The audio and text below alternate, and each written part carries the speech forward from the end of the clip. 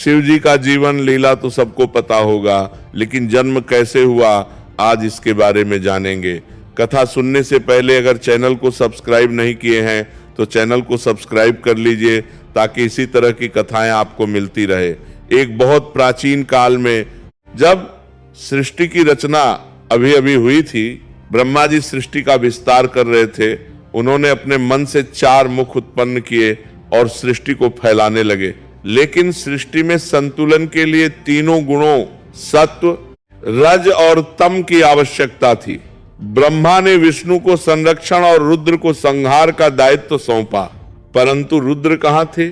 वे तो अनादि थे, न जन्मे न मृत्यु के अधीन। फिर भी लोक कथाओं में उनकी एक अद्भुत उत्पत्ति की कहानी प्रचलित है जो उनके स्वयंभू स्वरूप को दर्शाती है। एक बार ब्रह्मा जी ने सृष्टि की रचना के दौरान महसूस किया कि संहार के बिना सृष्टि का चक्र पूरा नहीं हो सकता। उन्होंने तपस्या की और अपने कमंडलू जलपात्र से जल छिड़का। उस जल से एक दिव्य प्रकाश प्रकट हुआ। वह प्रकाश इतना प्रखर था कि ब्रह्मा के चारों मुख झुक गए। धीरे धीरे वह प्रकाश एक विशाल नीले कंठ वाले महाकाय पुरुष में परिवर्तित हो गया। उसके जटाओं से गंगा बह रही थी, माथे पर चंद्रमा शोभित था, गले में सर्प लिपटा था और हाथों में डमरू और त्रिशूल थे। वह था रुद्र, शिव का प्रचंड रूप। कौन हो तुम? ब्रह्मा ने कांपते स्वर में पूछा। रुद्र ने गंभीर हंसी हंसते हुए कहा, मैं अनादि हूं, ब्रह्मा, न जन्मा न मरूंगा, सृष्टि के संहारक के रूप में प्रकट हुआ हूं। लेकिन ब्रह्मा को रुद्र का यह रूप भयानक लगा। रुद्र के नेत्रों से क्रोध की ज्वाला फूट रही थी। वे इतने उग्र थे कि ब्रह्मा ने भयभीत होकर विष्णु जी को बुलाया। विष्णु ने शांत स्वर में कहा, रुद्र शांत हो जाओ, सृष्टि का संतुलन बनाए रखो। पर रुद्र शांत न हुए। उन्होंने त्रिशूल उठाया और ब्रह्मा के एक मुख को काट डाला। ब्रह्मा चिल्लाए, रुद्र क्या कर रहे हो? लेकिन रुद्र का क्रोध और भड़का। उन्होंने संहार की लीला शुरू कर दी। पर्वत कांपने लगे, नदियां उफान मारने लगे, सृष्टि विनाश के कगार पर पहुंच गई। विष्णु ने अपना सुदर्शन चक्र चलाया, लेकिन रुद्र पर इसका कोई असर न हुआ। अंततः सभी देवताओं ने मिलकर रुद्र से प्रार्थना की। रुद्र ने दया दिखाई।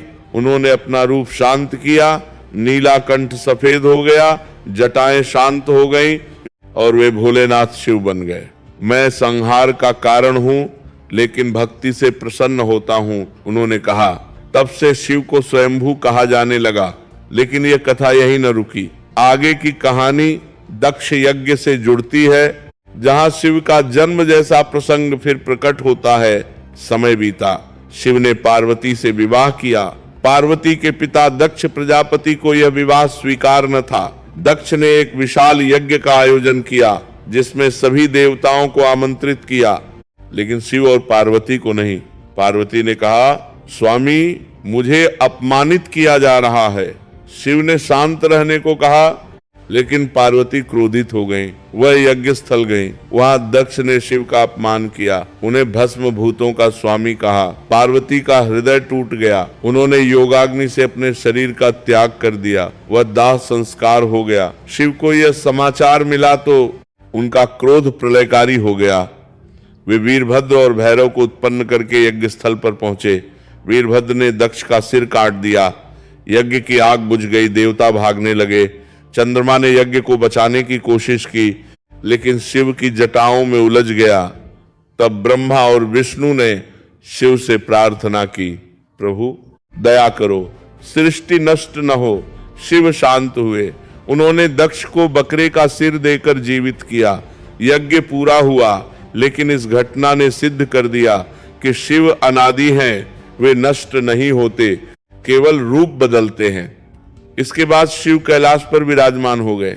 एक बार नारद जी ने शिव से पूछा, प्रभु आपका जन्म कैसे हुआ? शिव मुस्कुराए। उन्होंने ध्यान मग्न होकर अपना तीसरा नेत्र खोला। उससे एक दिव्य ज्योति प्रकट हुई, जिसमें सभी अवतार दिखे, पीपलाद, नंदी, भैरव, अघोर। देखो नारद, मैं हर कण में हूँ। जन्म मेरे लिए नहीं, केवल लीला है। एक अन्य कथा में शिव ने ब्रह्मा के 5वें सिर को काटा था क्योंकि ब्रह्मा घमंडी हो गए थे। शिव ने कहा जन्म और मृत्यु माया है, मैं परम तत्व हूं। इस प्रकार शिव का कोई जन्म न था, वे शाश्वत है। आज भी काशी वाराणसी में शिवलिंग पूजा उनके स्वयंभू स्वरूप की याद दिलाती है। ज्ञानवापी मंदिर का लिंग स्वयंभू ही है। शिव कहते हैं ओम नमः शिवाय जपो तो मैं प्रकट हो जाऊंगा। कथा सुनकर आप सभी श्रोताओं को कैसा लगा? अगर अच्छा लगा हो तो चैनल को सब्सक्राइब करके कमेंट में ओम नमः शिवाय जरूर लिखें